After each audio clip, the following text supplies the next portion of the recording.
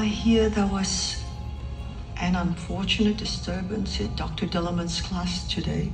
Wicked wouldn't be the phenomenon that it is today without The Wizard of Oz. The novel by Lyman Frank Baum and later the classic film adaptation of the story heavily motivated the creation of the Wicked novels and the ever-popular stage adaptation. Due to this, there's significant overlap between the characters in the film. Wicked acts as a prequel showing the lives of Elphaba and Glinda before they became well-known witches throughout Oz. Their stories interact with other characters, with some of them being prominent people in their lives, from family members to star-crossed lovers. It's fascinating to rewatch The Wizard of Oz through the lens of Wicked, and I recommend doing so to anyone who likes each story. In today's video, I'll review the character adaptations in each film. Don't cry! You'll rust yourself again! Come in the thick of it, 40 wigs wouldn't be bad. Number 1. The Wicked Witch. The main antagonist in The Wizard of Oz is the Wicked Witch of the West, a cruel and malicious woman who wants to prevent Dorothy from returning to Kansas. Throughout her journey through Oz, Dorothy learns about the witch through others, and most Ozians believe her to be undeniably evil. However, the Wicked Witch turns against Dorothy for, in my opinion, valid reasons. Not only does Dorothy's house crush her sister, but Dorothy wears the ruby slippers, the only thing recovered from her sister's body. After watching Wicked, we learn that the Wicked Witch isn't evil at all, but is turned into a scapegoat by the wizard, who uses her to rally the people of Oz and incite their loyalty. The witch, also known as Elphaba, was ostracized by her peers due to being green, but dreamed of working alongside the wizard due to their shared magical ability. However, when Elphaba learned that her idol was lying about his powers and harming the animals of Oz, she stole an ancient spellbook and fled into the western skies. Desperate for the spellbook's return, the wizard led everyone to believe she was evil, forcing her to become the Wicked Witch. You're behind all of this. You're the reason why people are turning against the animals. It's all because of you. Number 2. The Wicked Witch of the East. The Wicked Witch of the East is a minor character in The Wizard of Oz. When a tornado uproots Dorothy and her house from her homestead in Kansas, it conventionally drops atop the witch when she arrives in Munchkinland. The Munchkins rejoice at the witch's death, and Dorothy is gifted her ruby slippers. The death acts as a proper motivation for the Wicked Witch of the West, but her death gains significantly more meaning after watching Wicked. Otherwise known as Nessa Rose, the Wicked Witch of the East is the younger sister of Elphaba. She was born premature and must use a wheelchair as a result. She's the favored daughter of their father, Governor Throp, and attended Shiz University alongside her sister. However, Nessa Rose's life goes awry due to a series of unfortunate events. Her partner Bach loves someone else, her sister is deemed an enemy of Oz, and her father dies of a heart attack. Nessa eventually becomes the governor of Oz, but she's a cold-hearted leader, and her title as the Wicked Witch of the East is a nickname given to her by the grieved Munchkins. Thought you said she was dead. That was her sister, the Wicked Witch of the East. This is the Wicked Witch of the West. Number 3. Glinda the Good Witch. Glinda, the Good Witch, is a supporting protagonist from The Wizard of Oz. The people of Munchkinland revere her, and she earns the immediate trust of Dorothy. She is meant to act like a wise and gracious mentor who sends Dorothy on her journey to the Emerald City. There's little indication throughout the film that she has bad intentions, but that changes after watching Wicked. As it turns out, Glinda and Elphaba were roommates at Shiz. Glinda was a classic party girl who was obsessed with her reputation, therefore making her the most popular girl at school. She also wanted to study under the sorceress Madame Morrible, who chose Elphaba as her protege. Jealousy and misunderstanding caused Glinda to feud with Elphaba until she realized her hurtful actions had gone too far. The pair become best friends for a time, but when Elphaba turns against the wizard, Glinda stays behind. She chooses to become his ally, and in turn, her wish of becoming a prominent witch is fulfilled.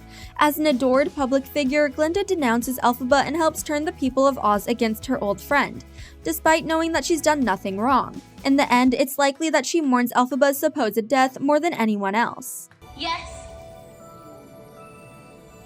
The Wicked Witch of the West is dead. Number 4. Dorothy. Everyone knows Dorothy from The Wizard of Oz. She's a kind-hearted and outspoken girl from Kansas who is whisked into another world when her life takes a turn for the worst. She makes friends throughout Oz and agrees to kill the Wicked Witch for the chance to return home. Despite facing sleeping poppies, flying monkeys, and angry trees, she ultimately succeeds in her goal. She appears in the opening scene of Wicked, walking down the yellow brick road with the witch's broom in hand. Her appearance shows the audience that Wicked begins where The Wizard of Oz ends. How do you do? How do you do?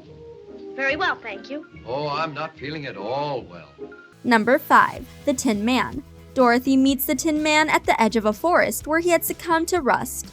After using an oil can to rescue him, the Tin Man explains that he lacks a heart. He joins Dorothy, hoping the wizard can give him a heart and the capability to care for others. In Wicked, we witness where his supposed heartlessness comes from.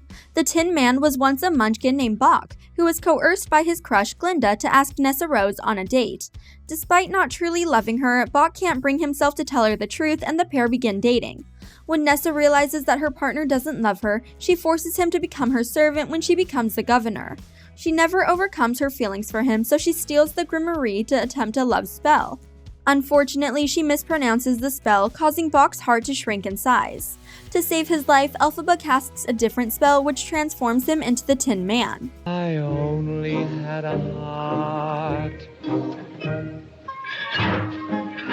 Number 6. The Cowardly Lion. The Cowardly Lion is a character Dorothy meets on her way to the Emerald City.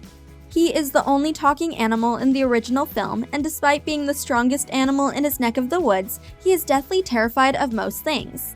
He should be the apex predator, but he hopes that the wizard can give him some courage. Wicked contains a subplot about the animals of Oz who have gone missing or lost their ability to speak in recent years.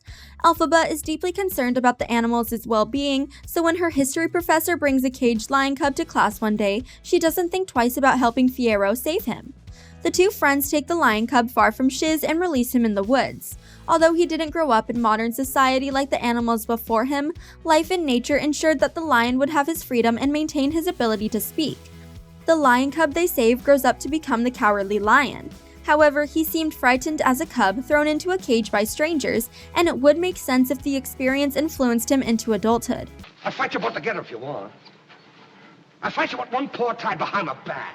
Number 7. The Scarecrow. The Scarecrow is another friend made by Dorothy. She finds him in a cornfield being pestered by crows, and when she rescues him, he goes on a lament about not having a brain. Most scarecrows aren't sentient, and in Wicked we learned that the Scarecrow from Dorothy's adventures was once a prince who attended Shiz alongside Elphaba. Prince Fiyero was someone who lived life day by day, claiming that it was more painless when he acted brainless, which foreshadows his fate later on. Throughout his time at Shiz, Fiyero starts a relationship with Glinda and catches feelings for Elphaba. He's the only character who can't tolerate her being turned into a villain. Later, he chooses to save Elphaba when she's cornered by the wizard's palace guards. His actions caused him to be dragged into a cornfield and tortured for information, as they believe Fiyero will tell them where Elphaba is hiding. Elphaba uses the Grimoire to try and save Fiyero, but the spell turns him into the Scarecrow.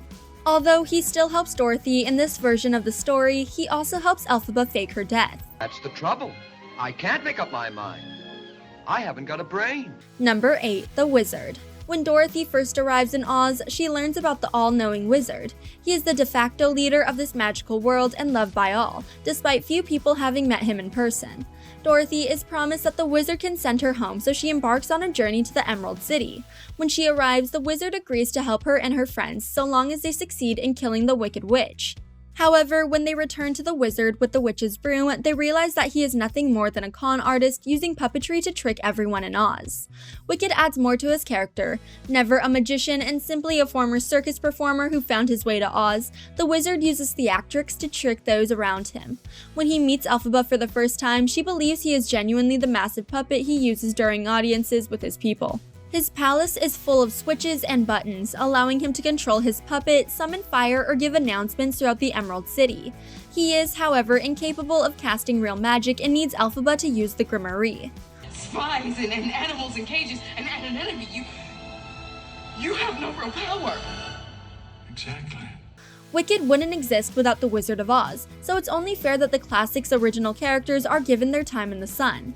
As a prequel, Wicked shows the origin story for every major character who comes from Oz, explaining how they become such people of notoriety and the past experiences that motivate them. The two stories don't completely align, but there's enough overlap that we can watch the Wicked Witch and recognize her as Elphaba rather than the evil plaguing everyone in Oz. Some of the best franchises are ones that allow the audience to witness both sides of the narrative, as stories are always more compelling when you can sympathize with the forces of good and evil alike. What skills that you don't have. I'm sure everyone is duly impressed. Thanks for watching. If you enjoyed this video, hit that like button, subscribe to our channel, and turn on notifications to stay updated on our uploads. So, you won't take warning, eh? All the worse for you, then. I'll take care of you now.